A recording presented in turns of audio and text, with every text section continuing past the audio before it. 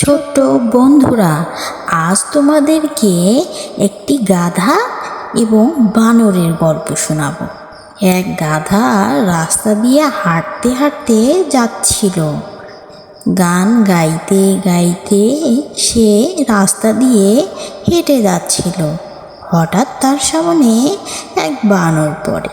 সে বানরকে জিজ্ঞাসা করে, আচ্ছা বানর, আমাকে কি অনেক স্মার্ট দেখা যাচ্ছে? বানর বলল, মোটেই না, তোমাকে একদমই ভালো লাগছে না। তাই বলো, আমাকে দিন দিন জানি কেমন লাগছে। কেমন লাগছে তুমি বলো, তোমার কি হয়েছে সেটা আমাকে বলো। আমাকে সবাই বোকা বলে, আমি নাকি কিছুই করতে পারি না। আচ্ছা তুমি বলো তো, তুমি সারাদিন কি কি করো, কি কি কাজ করো, কি কি পরিশ্রম করো, সেটা আগে আমাকে জানাও।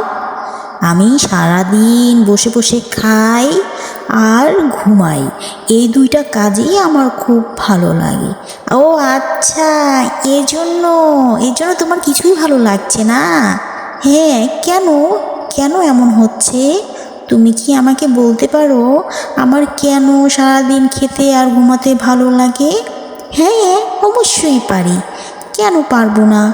তুমি কি জানো, সারাদিন ঘুম পারলে শরীরের অনেক ক্ষতি হয়। ছোট্ট বাচ্চারা, আমি তোমাদেরকে বলি, আপনি যদি আপনার মস্তিষ্ক ব্যবহার না করেন তবে চিন্তা করার সময় আপনাকে বোকা এবং বোকা দেখাবে।